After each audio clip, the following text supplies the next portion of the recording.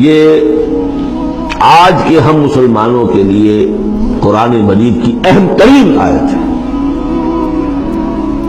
دین کا کانسیپٹ ہمارا کیا ہے؟ حکومت انگریز کی ہوتی رہے، ہمیں کیا نمازیں پڑھنی، روزے رکھنے ہیں۔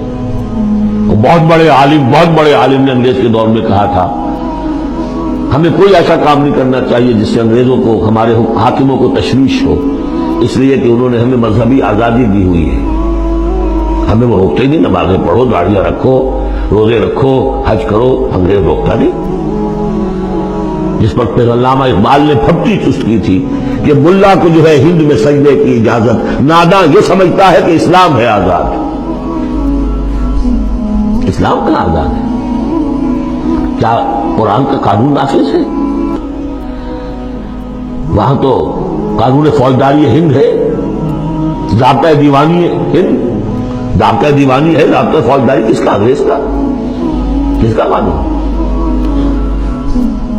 اصل میں دین کا جو تصور تھا وہ ہمارا بگڑتا تنگ ہوتا سکڑتا پرورٹ ہوتا ہوا یہاں تک آ گیا ہے کہ چند ریچولز ہیں، چند رسومات ہیں، بس وہ دین ہے، باقی جو ہو سو ہو۔ یہاں ذرا اس آیت کو آپ دیکھیے، ایک تو یہ کہ اس اعتبار سے اہم ترین ہے کہ ہمارے اس تصور دین کو چیلنج کرنے والی، جھنجھوڑنے والی۔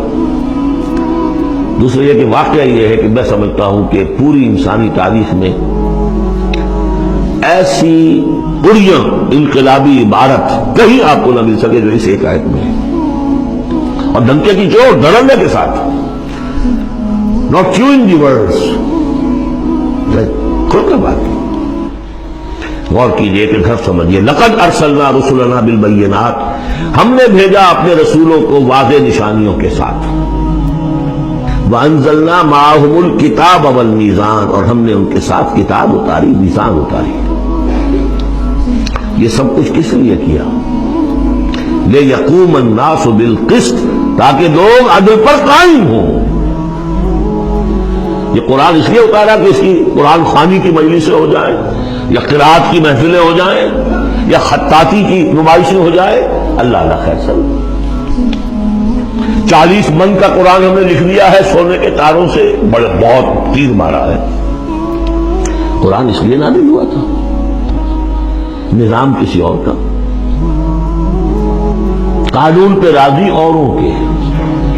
مولانا ماہر قاضی صاحب کا جو شعر تھا، یہ مجھ سے عقیدت کے دعوے، قانون پہ راضی اوروں کے، یوں بھی مجھے رسوا کرتے ہیں ویسے بھی رلایا جاتا ہوں۔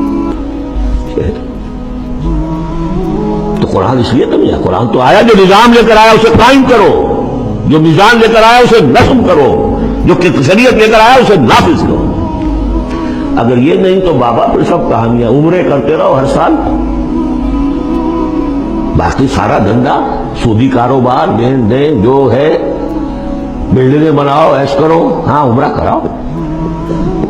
گنگا نہا آیا جیسے ہندو پاک ہو گیا، ایسے عمرہ جو ہے کرائے پاک صاف ہو گیا۔ یہ ہے آپ کا دین، آج کا دین۔